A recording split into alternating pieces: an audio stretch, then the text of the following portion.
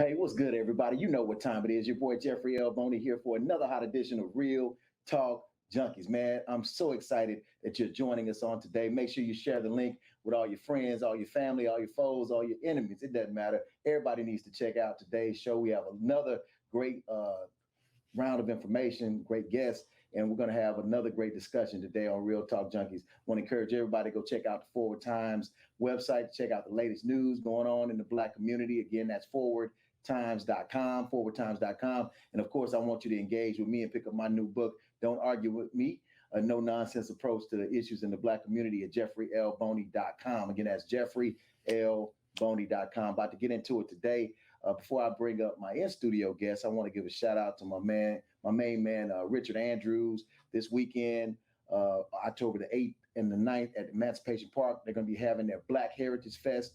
Make sure you go check out Richard Andrews and the Black Heritage Fest. Every year, it's a great event. They're going to have this year as their special guest performers. You're going to have Eric Benet, Elle Varner, and many, many others. Man, go check them out again, October the 8th and October the 9th. Over at Emancipation Park, my main man, Richard Andrews, and the Black Heritage Fest. But coming up now, another major conference that's going to be taking place here in the city of Houston involves the area of business and Black culture. And we want to make sure that we highlight both here in the city of Houston. And coming on the stage to join me today on Real Talk Junkies is the founder of this particular conference, the I'm the Biggest Boss Conference. I'm gonna say it with your chest. I'm the biggest boss. I think about Rick Ross when I think about that song. But anyway, coming up to join me now here on Real Talk Junkies is Tiffany Mcintosh. Come on up, Tiffany. Give it up for Tiffany, y'all. Yeah.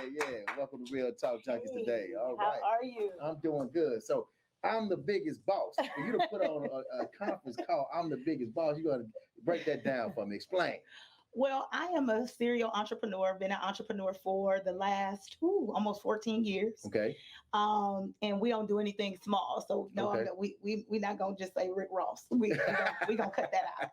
But what it is that we don't do anything small. So we bosses and it's big. Gotcha. And so what I'm more excited about more than anything with the conference is that we are bringing the children to show them how to be big bosses. Mm-hmm. So that is what I'm excited about. That's going to be the highlight of the event. I know everybody's excited to see all of the celebrity guests, but I'm more excited to see those children because my husband and I are about breaking generational curses. Mm-hmm. And that's how you do that. You start with the kids. I mean, I didn't get introduced to entrepreneurship until I was 30. Mm-hmm. So, that's kind of hard, deprogramming and then reprogramming because our parents taught us the broke way, right? Mm-hmm. Go to school, get an education, and get a good job. And there's no such thing as that. Mm-hmm. So I'm excited about the conference, but I'm more excited about what the children are going to get out of the conference. All right, so let's go back. You mentioned a few things that I want to touch on. You talked about people being excited about the celebrities. What celebrities or who are we talking about? We talk about. So he used to be a Houstonian for a little while. So I'm bringing Master P. Okay. I'm bringing make him say, all right, nah, right? All right. And since we're talking about generational wealth, Okay. I brought his son as well, Romeo. Okay. So the kids are actually going to have a private lunch with them. They're going to learn some things from them on a personal level. Okay. I'm also bringing my girl. She is a serial entrepreneur. Y'all know her as just the actress. A lot of people don't know all of the stuff that she does, but Houston gonna find out next Thursday. But I'm bringing my girl Vivica A. Fox. And I'm also bringing the #1 motivational speaker in the world. And he is a business guru, Mr. Eric Thomas. All right. So, well, those are just a few of the people that you're going to have. I can't give you everything. Right. So when is the conference? The conference is it starts next Thursday at the JW Marriott on Date. Westheimer. What date? The 13th, October the 13th. Starts at 7 p.m. Okay. And that's kind of the kickoff party. Welcome to Houston, because I have a lot of people coming from out of town because I'm not from Houston. I got you. So it's kind of like welcome to Houston, mingle, network. I'm gonna keep saying that network because there's gonna be somebody that's gonna be in that room that's going to change somebody else's life that's going to be in that room. So they're going to network, mix and mingle, and then about 8 o'clock, Vivica and I will take the stage, and we're going to do something like this. Okay. It's going to be very intimate, very personal. We're going to talk about multiple streams of income. We're going to talk about how she got started, what she's doing now. A lot of people don't know that she's a bad real estate agent. You know, they just think of actress when they see her, right? And then after that, we're going to have a night of fashion. So we're having a fashion show that night as well. And she is the host for the fashion show. So that's how Thursday's going to go. Friday morning, the doors will open at 8:15 with the DJ. We got some of the hottest DJs out of Houston.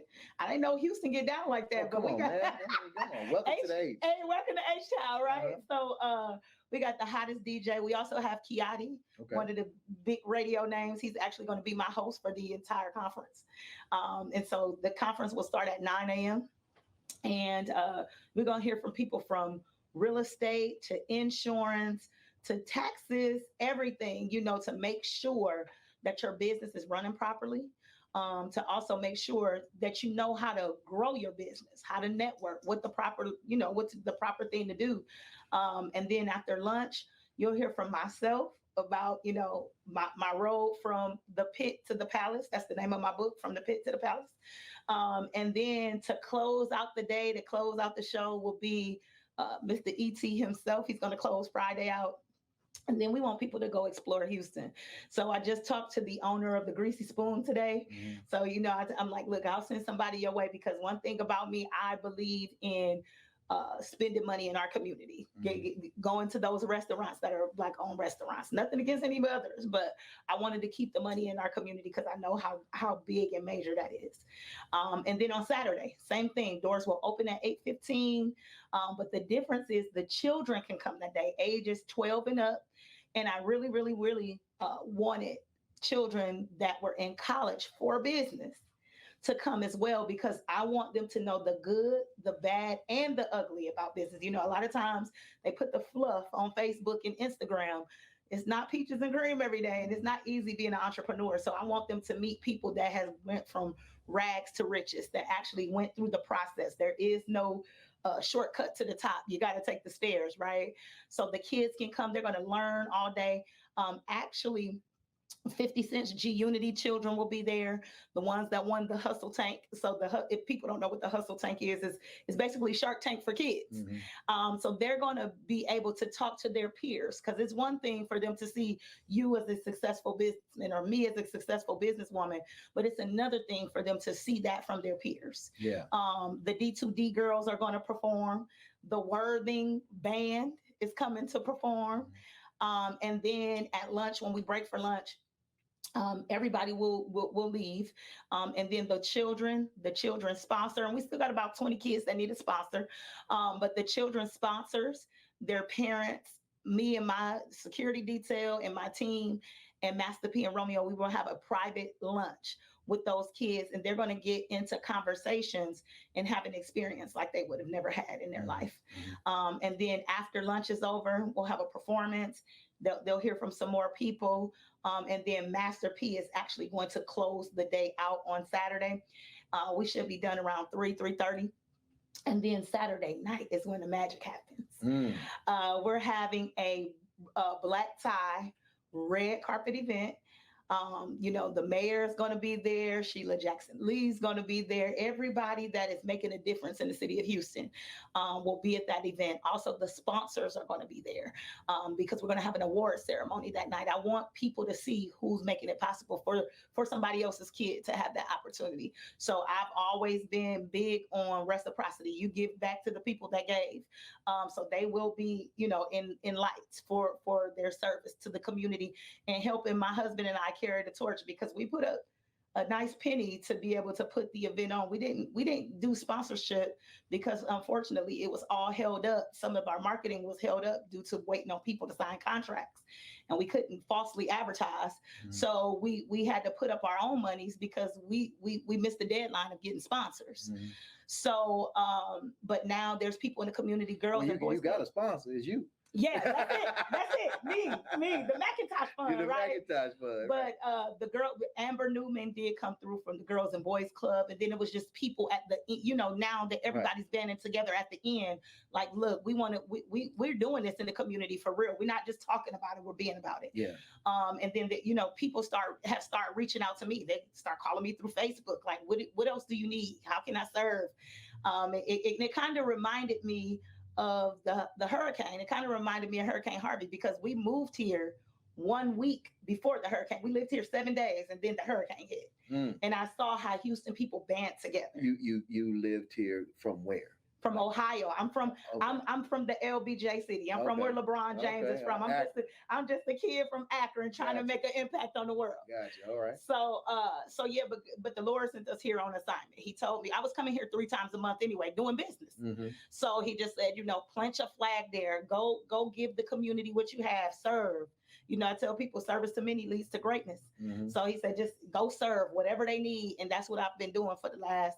We've been doing this for the last 5 years. You said something, and I don't want my listeners to not catch what you said. You talked about how God put this conference in your spirit to do. It was your baby, but delays and challenges prevented you from being able to put out a request for sponsorship in a timely fashion. Mm-hmm. But you had the resources to be able to do it.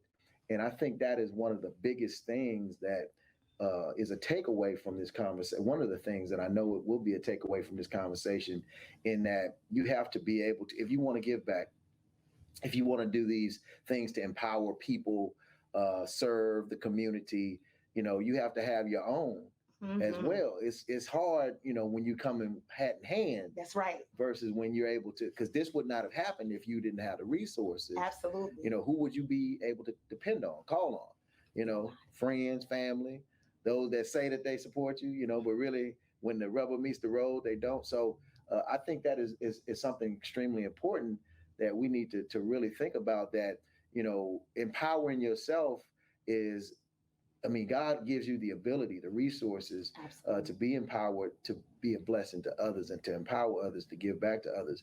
I want to go back to your book, Pit and the Palace, From the Pit to the Palace. That's right.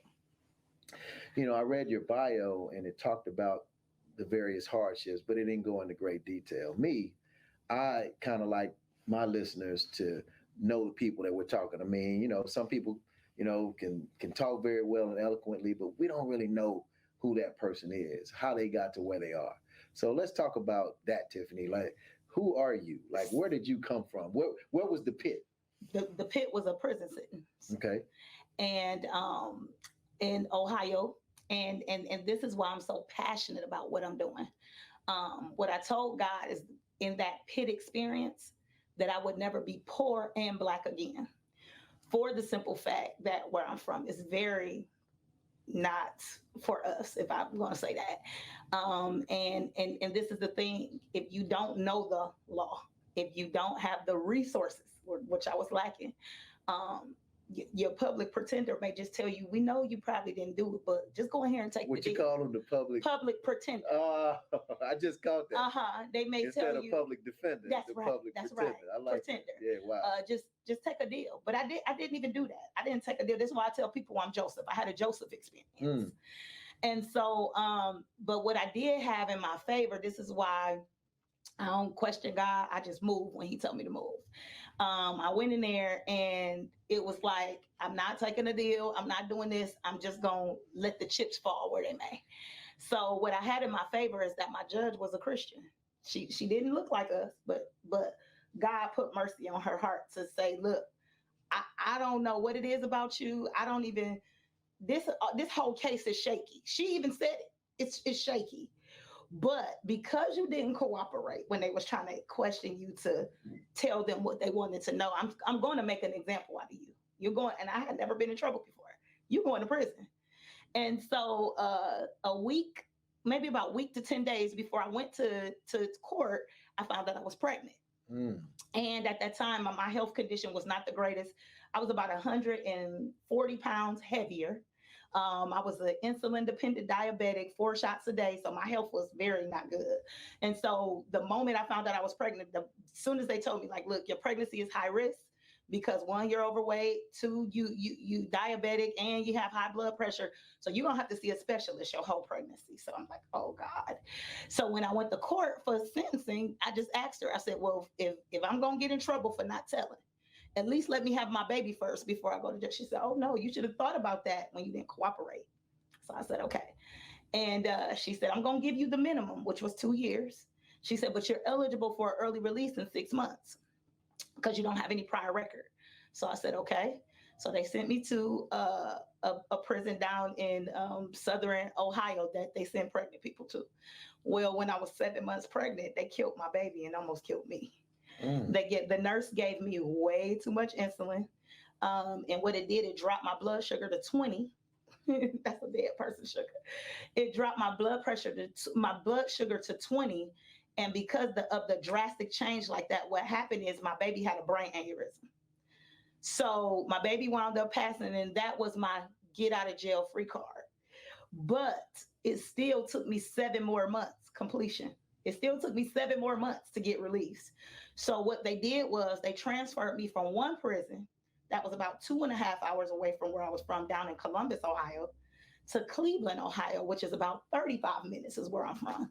So it was good because my mother had my kids and she didn't have to drive 2.5 hours anymore to come see me. I had 2 children already. So she was only, 30 minutes away. But the crazy thing is, when they transferred me to the second prison that was closer to my home, it's called Northeast Pre-Release. It's in Cleveland, Ohio. And even though I was still in the same prison system, anytime you transfer prisons, you have to get a new identification. So it was like an assembly line. It was like, we get one in, we get one out. So I was standing behind the guy. He was doing the IDs. He never turned around and looked at me. He was just making jokes. And then he turned around and he was like he was caught off guard.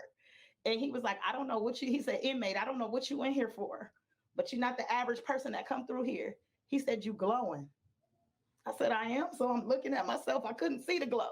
He said, yeah, you glowing. He said, I don't know what you in here for, but you're going to do great things in your life.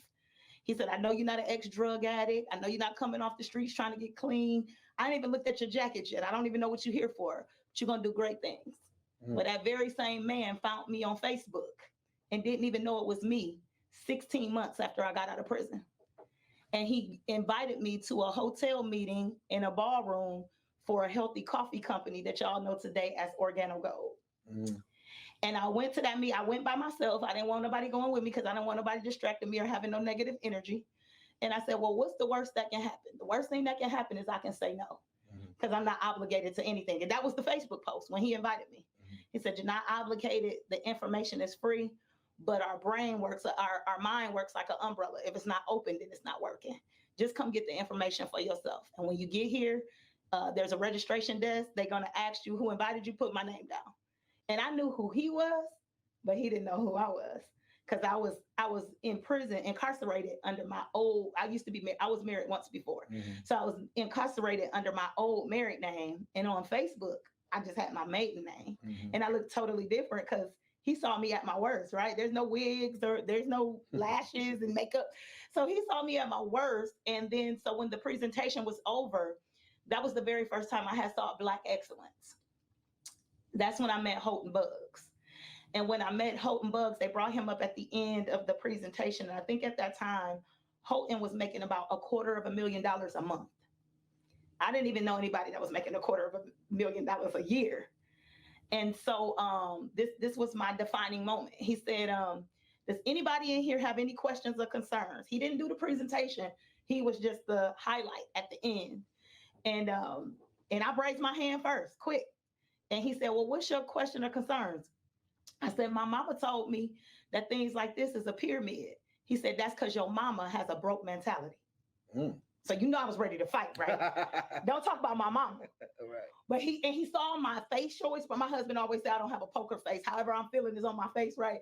So he said, no, sis, don't get offended. What I'm trying to do is change your mindset. He said, let me ask you a question. He said, would you trade bank accounts with your mother right now? And I looked at him like, what you mean trade bank accounts? He said, right now, would you put your name on her bank account, let her put her name on your bank account? And I said, no. He said, why? I said, because I helped my mom. So now we're in a ballroom with about 350 people. And he said, did y'all just hear what she said? So, you can hear a pin drop, the room like, and so I wanted to know what I said that he heard. He said, she told me that she's taking financial advice from somebody who she's helping financially. He said, that's the blind leading the blinder. He said, if your pastor not doing better than you financially, don't take no financial advice from him. Take spiritual advice. Right. He said, now your mama probably can teach you how to be a great wife, a great woman. She could tell you to watch out for men. She could teach you how to be a cook, but do not let her be your financial advisor. He said, because she can't teach you how to do something she hasn't done. He said, take financial advice from people. He said, hang around more people that have your solution and not your problem. And I promise you, your bank account will triple. He said, I got a book. He said, but this is the thing. In order for you to hang around those people, you got to change your mind before you change your money. He said, show me the sum of the 5 people you hang with, and I'll tell you what your bank account look like. And my life has never been the same. He told me to go home and read Rich Dad, Poor Dad. And I said, if he can do it, I definitely can do it. I'm a bet on me. So I ordered Rich Dad, Poor Dad, and it has not been an easy journey, but everything that I wrote in the letter to God when I was incarcerated, I told him I wanted to speak on stages all over the world. That's why I have a shoe on that have all the different flags, because I've spoken on a lot of stages in a lot of these countries. I started my women's empowerment group. Like I told him I wanted to do 6-figure chicks. They're globally all over the world.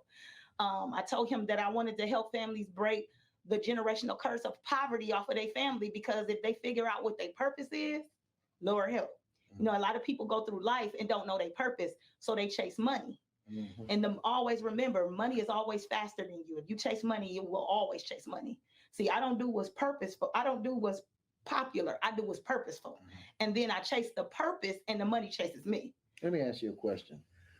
I want to talk about life prior to you getting in trouble. Okay. So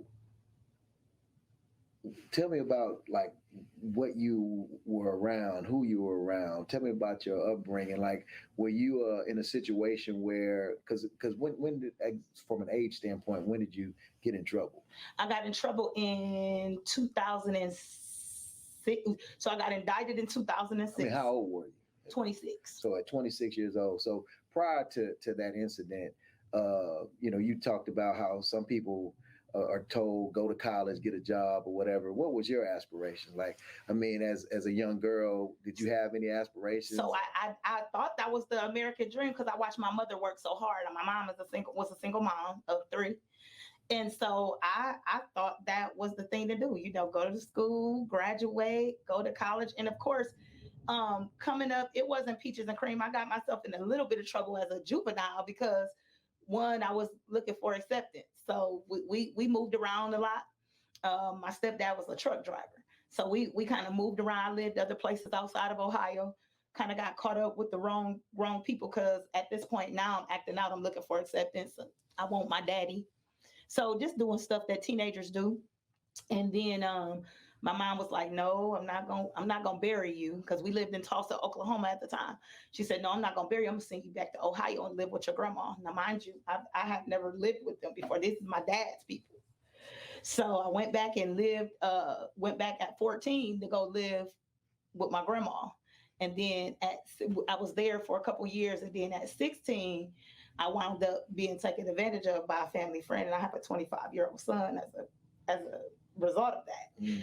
So it wasn't easy, but I'm gonna give you this disclaimer. I'm not a victim. I'm a victor.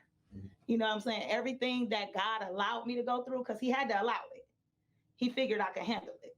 So that I always tell people, the test is for you, but the testimony is for the people. Because I asked God, why did he allow me to go through that when I didn't know that I was going to start a women's ministry all these years later to help women that deal with that. When I got divorced, I'm like, oh my God, my life is over. I don't want to live no more. So why did you allow me to go through that? So now I never ask God, why me? I always ask him, what are you trying to teach me now? Because I used to say, why me? He said, why not you? And a lot of times when we go through things, we feel like we're not strong enough to go through it because when we're going through it, don't feel good. But really what it is growing pains. People want to grow, but they don't want the growing pains that go along with it. So it wasn't an easy childhood. But my mama did the best she could with what she had. And I understand that. So you talked about seeking acceptance. And I think this is an important conversation to have because, even in being an entrepreneur and being successful in whatever you do, whatever industry or what you're doing in life, a lot of times people don't see, what the behind the scenes, right, or what you're dealing with, or what you have had to deal with that have made you who you are today.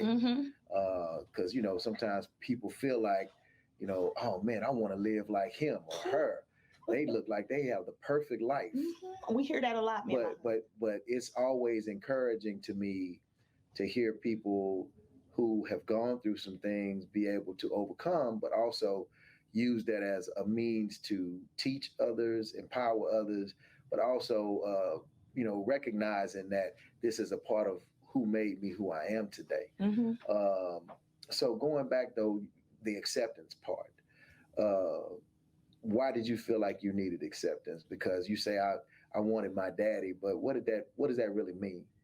So because even though I had a great stepdad growing up, I wanted my own dad. You know what I mean? Like my stepbrother I had two stepbrothers. They would come over and it was different and I'm not saying he treated me different. He was a great man to take on a lady with 3 kids. You know what I mean? But I was seeking acceptance because it was like my mom was working to make ends meet. And a lot of people in America, they do that when they don't understand that they're on the hamster wheel. They'll die trying to make ends meet. Ends ain't supposed to meet. That's why they call ends. So, but I would have never known that had I not got around people that had my solution and not my problem. So I wanted my dad. I wanted to be able to hang out with him and have I wanted to be a daddy's girl. I did wind up being one once I was older, but at that time I was looking like I want to be, a daddy's girl right now. So you knew your father at this time? I did. I knew my dad my whole life. I'm him with a wig on. So I am his twin. And he's going to be with the Lord. I lost both of my parents in the last 16 months. Oh, wow. So my dad going to be with the Lord, but I wanted that relationship as the girl trying to figure out who you are. So why didn't you have, if you knew him, was it well, my dad was in and out of jail at the time. Okay. Right. I knew it had to be some reason. Yeah, he had some life hiccups, life dealt him a hand too. You know what I'm saying? That's where the generational curse thing comes in, right? So that's why I had to stop with my kids. That's why I had to stop with me and my husband's kid. We even got a shirt that say generational curse breaker. And the kids got shirts that say they broke the curse for me. Because it had to stop somewhere, because if it didn't, it just was going to keep going and keep going. And so the funny part about it is me and my father was in prison at the same time. And so I wrote him a letter while we was in prison. And I just told him, like, I forgive you. Being a parent doesn't come with a handbook. I get it. He lost his dad at a young age. My grandfather passed away. I think my dad was 13 or 14, something like that. So he lost his dad young. So he felt like he had to be the man, and he did some things that, in society get you locked up. So he kind of was a revolving door for a minute. So that's why we didn't have the relationship that I really wanted us to have. And then, he had an addiction that goes along with the life. You know what I mean? But being young, seeing that, I'm like, dang, why my dad want to be out here? But what I didn't understand is he was sick. He really didn't want to be out there. I'm like, why he want to choose that over me? So that caused me to make I had daddy issues. That's why I dated older men, and then when I got healed, that's why I tell people, when you get healed from something or you get delivered from something, then you can really walk in your purpose and walk in your life. So I wrote him a letter while we were both incarcerated. And I just told him everything from when I was a little girl all the way to 26. And it was like, it was a book, literally. And I just told him, like, I forgive you. When we come home, I want our relationship to be different. And we can't change the past, but we can decide on what our future look like. So I got out in 2008. He got out in 2009, and that's what we did. So did your healing come prior to the entrepreneurial success or entrepreneurial focus, or So part of? it actually aligned with each other. Okay. I was going through the healing. I don't really think I got truly healed until about 2012. I think when my father got out in '09, we were building that relationship. So I was kind of going through the motions. But I met my husband in 2012, and I was going through the healing process. But when I met him, he actually helped me go through the healing process, because what I noticed is that us as people, we will normalize dysfunction. And so I had been in dysfunction for so long that I thought that was normal. And then I got my husband. He said, "Oh no, we don't disrespect each other. Oh no, we don't do this. Oh no." So I was going through the healing process, and then he helped me along the way, the rest of the way. So I'll say 2012 was really when it really like happened. And I had been in business for like 3 years at that time. I was a student. I was a student, and I'm always still a student. I don't know everything, but I'm saying where I am now, I definitely was not even a portion of the way there, because you got to remember, it takes a minute to change your circle. It takes a minute, because if you've been hanging with somebody for 15 years and then you go to a seminar and somebody say you need to cut them off, you can't just be like, a stranger told me to cut you off. Yeah, you can't do that. So I kind of eased my way. It was a little process. And I'm so glad I did, because I look back and I see people that was doing the stuff we was doing in '09, they still doing it, and it's almost 2023. So he was spot on when he told me, you got to change your circle. You can't worry about people gonna always have an opinion. He said an opinion is just like I don't know. He said just like having a head, everybody got one. So does it make their opinion right or wrong? And then when I've totally healed, because my students ask me this all the time, like, where did you get the confidence from, or where did you get to where you're gonna stand up for what you believe in, even if you got to stand alone. So even if people don't stand with me, I didn't care. It was like, because this was the calling God had on my life. Why would I add, this is the plan he gave me. Why would I ask you to proofread what God already told me? And he told me, everybody can't go with you. That was my hardest lesson, because I have a heart for people. So my hardest lesson was, because I used to seek acceptance, because I wanted to be loved so bad. When I love people, I love hard. So I never met a stranger.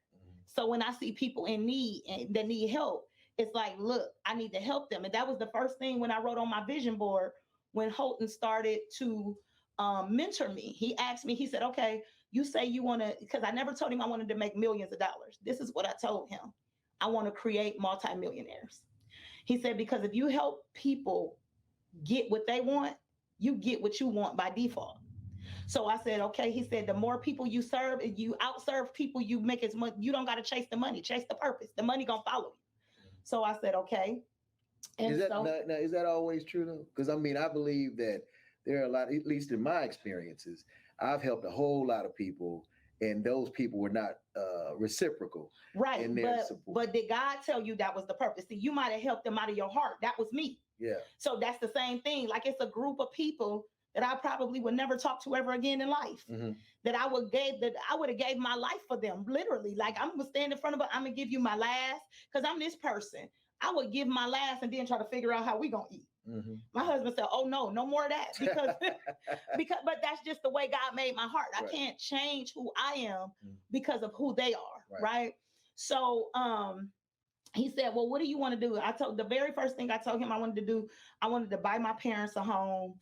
I wanted to give to the poor. I wanted to give to other people, and I put last on the list that I wanted to buy me a home. He said, "How you gonna buy somebody else a house before you buy yourself a house?" And I said, because I just feel like I need to give back to, my parents first. And so he said, so if that was off the table, what would be the next thing you do? I said, help the poor. So I'm taking notes, because I always was told, when you talk to people with millions and millions of dollars, if you want to do what they did, you only can retain 20% of what you heard. So you have to write it down. So I'm thinking we're getting ready to have this big moment. He said, you want me to tell you how to help the poor? So I got my notebook. I'm like, go ahead, tell me. He said, not be one. He said, because the only way you can help the poor is if you help you first. He said, you can't be poor and talk about you want to help the poor. Yeah. He said, have you ever seen a commercial with the poor people on it saying they want to help poor people? He said, no, because if you can't help you, how you going to help somebody else? Yeah. He said, your first ministry is at home, and then you go out to the world. And so I was like, wow, I'm thinking I'm getting ready to have this big defining moment. Like I got to do something major to help the poor. And he said, no, you help you. You go get your dream home to let other people see that it's possible. Then you go do what you need to do after you've been a good shepherd over your own money and your own resources and helped yourself first. And so I never forget that. So it's what made it possible for this conference to be on, because what I noticed is when I was broke, I thought all my kids needed to have all the Jordans, but they walking. They got to have all the name brand stuff. I was overcompensating for stuff that I didn't have. So that's another reason why I wanted to incorporate the kids and the parents in the conference, because I want these parents, stop giving your kids stuff that you never had and give them knowledge and an experience that you never knew. Because you will forget stuff. Can you remember what you got when you were 7 for Christmas? No. I can't remember what I got for 7 when I was 7, but I can tell you when I was 8, my stepdad took us to Disney World. Why? It was an experience. Right. So you don't forget experiences. I don't care if you're 90 and going to the grave. You don't forget experiences, but you forget about stuff. So he told me, he said, give your kids an experience. Teach your children. And another thing, as a parent, I didn't tell my kids that they had to be entrepreneurs. I told them to chase their dreams and passion. Because where parents mess up at, they try to live their dreams and put their life off that they didn't get a chance to do, or they messed it up and they didn't do it. And then they try to put it on their kids. Yeah, they live vicariously through their children. And then you wonder why y'all in therapy and why they want to commit suicide and why they are confused and looking for acceptance. Because now I can care less who accept me. See, my attitude is totally different. So now they looking for acceptance. They one way around this person. Then when they get with this person, they this way. When I don't care if I'm with the deacon or the dope boy, I'm the same person. Because I'm this person. I'm the least judgmental person you'll know. I'm going to love you where you are, but I'm not going to leave you where you are. You see what I mean? So, but a lot of them will do that. And I didn't teach my kids the broke mentality. I didn't tell them to go get in debt with the student loan mafia. What I told them to do, because now my friends that I have that are multimillionaires, actually, I got a friend that's a billionaire that's flying into the event. He's not on the flyer on purpose. You see what I'm saying? So, because I did what my coach told me to do, get people to have your solution and not your problem, right? So I never told my kids they had to go to college. All of my friends that are multimillionaires and billionaires, none of them have a college education. I told my children, now don't get it wrong, I don't knock education. But I told them, if you want to go to school, get a good education, and employ the people whose parents taught them to get the good job. You be the CEO. Why? Because the CEO the only one that's winning. You see what I'm saying? The CEO got time freedom. He on the golf course on Wednesday. You on mandatory overtime. You can't even go to your kids' game. You see what I'm saying? He telling you it's mandatory to be there for $25 an hour, but you making him $250,000 an hour. Or more. Depending on what kind of business this is. Right. So, no, I'm not. And if they didn't want to be an entrepreneur, I wasn't mad. But you cannot say that wasn't instilled in you. Right. See, nobody instilled that in me. Yeah. I was thinking about what you just said, and I just flew back in from the Congressional Black Caucus in D.C. And I don't know why, but it was it was a flight. And I was like, you know what? Let me take a moment to listen to these, because I never listened to the, because you hear it over and over and over again. Right. The flight attendants go through the lists of, sitting in the exit row and da-da-da-da. But there's one part that it just dawned on me, because I've heard it tons of times. I know what you can ready to say, but I'm going to listen. But it goes in line with what you're talking about, where they talk about the oxygen mask. If the cabin pressure shall change. Yeah. I teach it. So you know exactly what I'm talking about. So I said, I know where you're going. But they tell you that when it changes, or if it should change, it'll drop from above, and they tell you to put it on first, and then help somebody else. Absolutely. And it's in line with what you're talking about, whereby we always think I guess when you're a servant, you're like, oh, let me put it on this other person first. Mm-hmm. But how is that going to help? How are you going to help them if they can't truly help themselves? Mm-hmm. You have to put that oxygen mask of financial freedom on yourself in order to be a blessing to other people and to be philanthropic and to make a difference, to put on conferences like the I'm the Biggest Boss conference. And now this is your inaugural. So this is my first conference for entrepreneurship, but I do conferences all the time because But this conference still is the first one. The first one for business. I always incorporate business in my conferences, but a lot of my past conferences has been women empowerment and ministry. Right. So, but the business is always a part of it. But this one solely focuses on community, on business. But at the end on Sunday, we all gonna talk about Jesus. Now, I tell people 2 things I can teach you: how to get some Jesus and how to get a bag. Right. So we can't leave Jesus out because he the one that made it all possible. Okay, you know what I'm saying? So, but yeah, it's solely focused on, community, helping families, helping children, and then helping other business owners have thriving businesses. Because it's one thing to be in business; it's another thing to have a successful business. Those are two different. And I was just about to ask that. So, in your business currently, business is ever changing. COVID just hit us, and we had to survive and get through that. But there's a lot of nuances between not only starting a business but maintaining a business successfully. What are your biggest challenges, or have been your biggest challenges in trying to maintain your business at the level that it is, or grow it? So this is I'm glad that you asked me that. So back to the mentor, he told me if I wanted to be a multimillionaire or above in the 3% or the 1%, I had to always have 7 streams of income, right? He said one of the streams has to be either network marketing, which a lot of our people shy away from it because we were taught it was a pyramid when they go to work at a pyramid every single day. Mm-hmm. So he said it has to be either network marketing or affiliate marketing because there's a group of people working together for a common financial goal and there's residual income attached to it. Because if you go to work, that's not residual income because if you don't show up, you don't get paid. So he said you also have to have a portfolio in real estate because it doesn't matter what the market is doing. You can win on both sides. And that's another stream of residual income. And he said the other 5 can be whatever you want it to be. Now I'm telling people in your portfolio, you should have the stock market.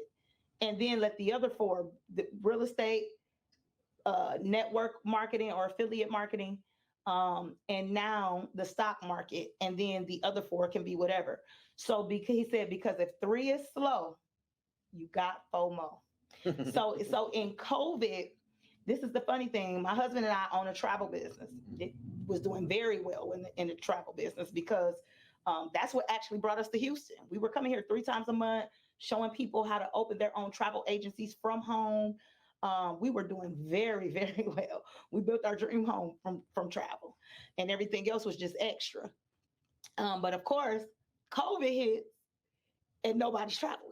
Mm-hmm. So our business took about a 50%, about 55% hit, but we still had the stock market, which did the opposite and then you look at the real estate side of things.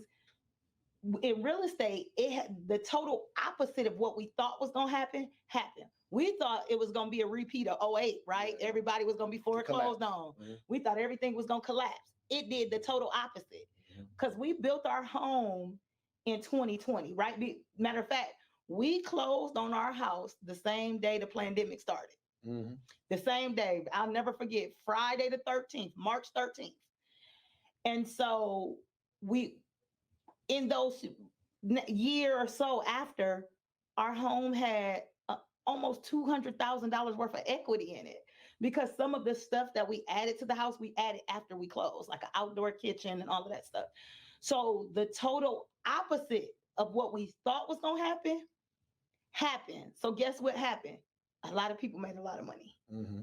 And then we got several other streams of income. We do trucking. I have a university to where, we teach business credit. We teach trucking, dispatch, brokering.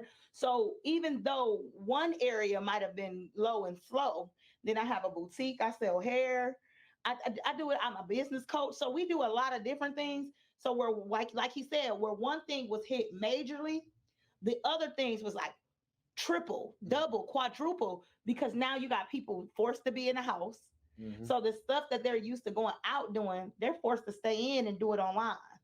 So people was making crazy money doing things online as opposed to, I was glad because we would only be home sometimes 1.5 days because I would be speaking here and then speaking here and then speaking here, showing people how to open those travel businesses. And it was like we was going around the globe nonstop.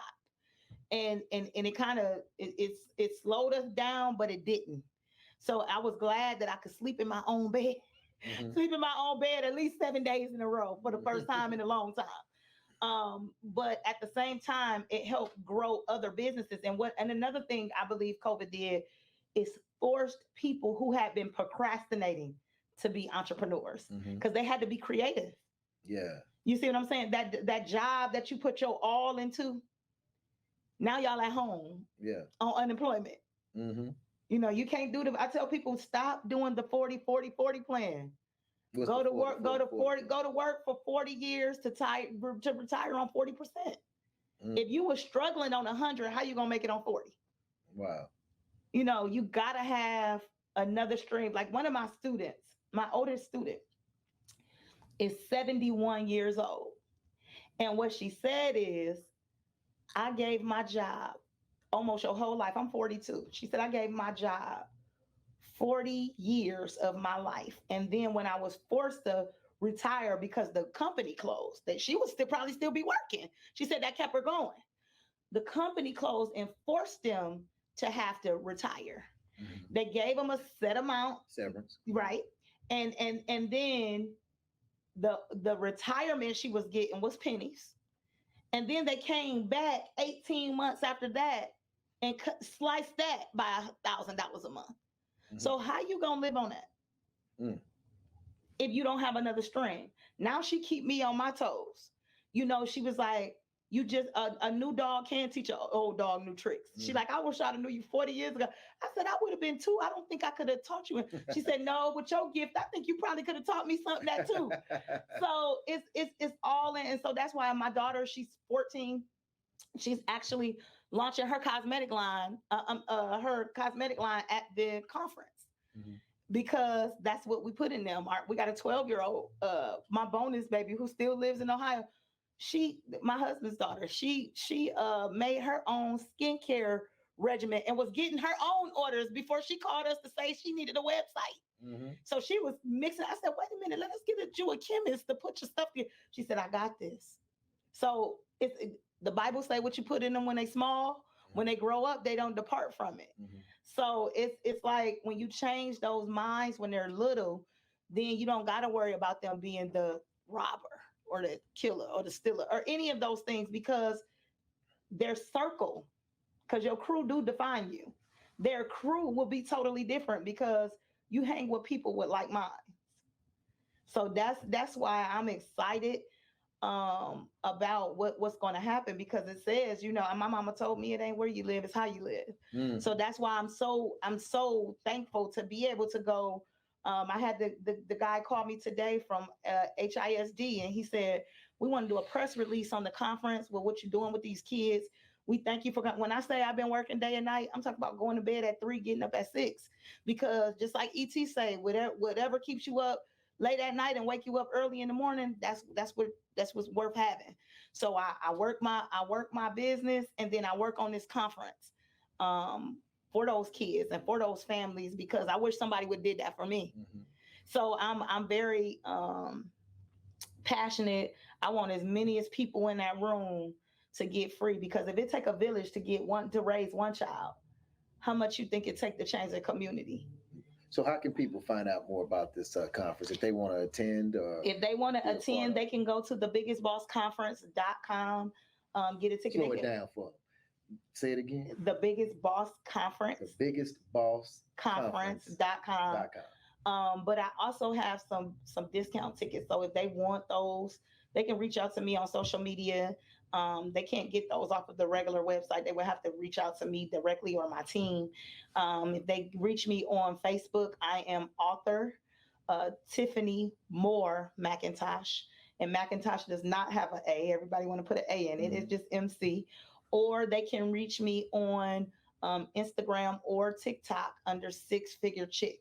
So it's the number six and then figure, and chick is C. So not six spelled out. No, it's the number six. The number six, Six Figure Chick is CHIC, no K on the end. Okay. So they can reach me there, and I can give them a link to, some more discounted tickets. I got about 50 of those left. If anybody wants to sponsor any of the kids that we have left over, they can reach out to me directly or my team, or they can go to thebiggestbossconference.com and click on sponsor a kid. And that's what I'm looking forward to more than, I want to see my girl Vivica. That's my girl. I want to see, because Master P and I are doing a couple of different conferences together. I'm looking forward to seeing him and Romeo, and of course, E.T., because dreams do come true. I remember teaching my team to listen to him on YouTube and follow him and do his courses for personal development.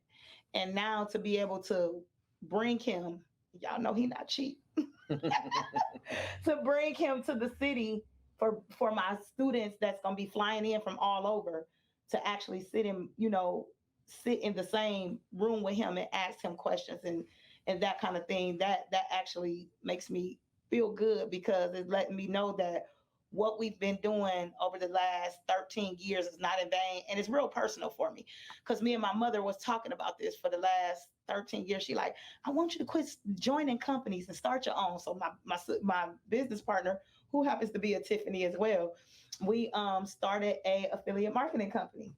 And so we're going to roll that out at the event. But I was thankful to be able to sit in a room with somebody that I was telling my people to, watch the last decade.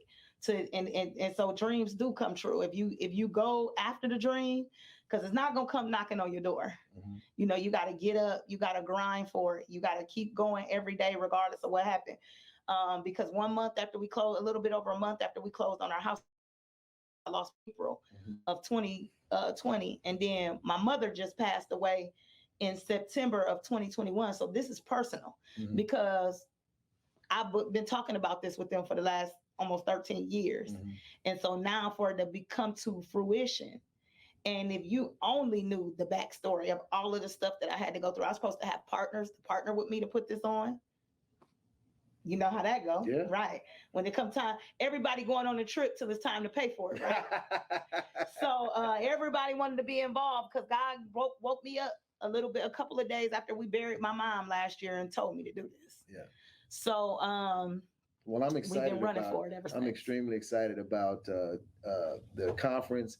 I'm more excited about you coming on Real Talk Junkies, and your testimony. Thank you. As you indicated, man, is truly, I know, it's blessed me, and I know it's blessed our Real Talk Junkies, our RTJ. So thank you so much. I definitely plan to have you back on, and hopefully I can get by to the conference. Okay, come on by.